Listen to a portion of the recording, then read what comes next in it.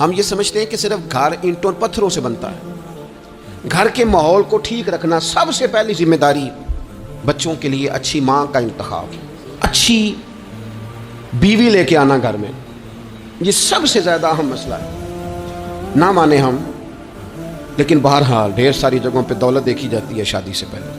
ماں باپ نے بڑی زیادتی کی، بڑا ظلم کیا، ناراض نہ ہونا، بڑا ظلم کیا۔ پیسے دیکھے بچی اور بچے کا نکاح کر دیا۔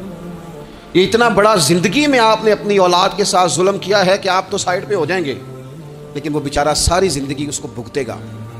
نبی پاک صلی اللہ تعالی علیہ وسلم نے الفاظ کو کھول کر، بات کو واضح کر کے بتایا تھا۔ ایک تو ہوتا ہے نا کہ آپ کو کسی تشریح میں جانا پڑے، حضور نے بالکل کھول کے فرمایا کہ عورتوں سے محض ان کی خوبصورتی کی وجہ سے شادی نہ کرنا، اس لیے کہ خوبصورتی ان کو ہلاکت میں ڈال دے گی، اور فرمایا محض ان کے مال کی وجہ سے شادی نہ کرنا، مال ان کو سرکش بنا دے گا۔ یا رسول اللہ صلی اللہ تعالی علیہ وسلم پھر کیا کرے؟ تو محبوب فرمانے لگے ان کی دینداری کی وجہ سے ان سے شادی کرنا۔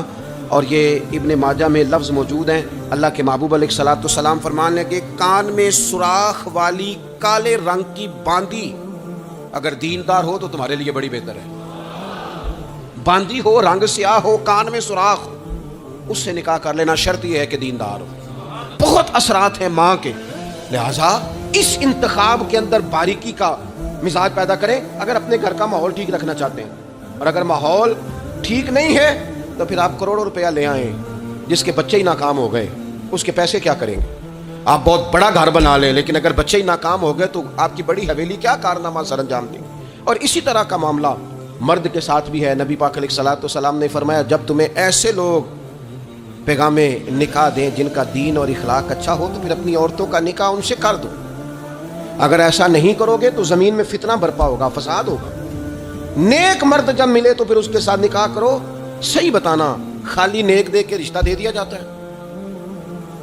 نیک ہے، دیندار ہے، اچھے اخلاق والا ہے، خالی تقویٰ دیکھ کے لوگ رشتہ دیتے ہیں؟ بڑا کچھ دیکھا جاتا ہے، بڑا پس منظر دیا تو تنخواہ تھوڑی ہو تو کہتے ہیں کماتا ہی کچھ نہیں۔ اگر تو بہو آئے تو پھر تو اس کے نصیب کا رزق ہے، اگر بیٹی نے جانا ہو تو پھر اس کے نصیب کا رزق نہیں ہوتا۔ تو جن رشتوں کی بنیاد لالچ پر رکھی جاتی ہے وہاں گھر کا ماحول درست رکھنا ممکن نہیں رہتا۔ گھر کا ماحول اس وقت درست رہتا ہے جب تقویٰ کو، طہارت کو، پرہیزگاری کو، عمدہ اخلاق کو، عمدہ اطوار کو، اچھے نظریات، ستھرے مزاج، گھرداری کے ماحول کو جب پیش نظر رکھا جاتا ہے، پھر حالات کچھ اور طرح کے ہوتے ہیں۔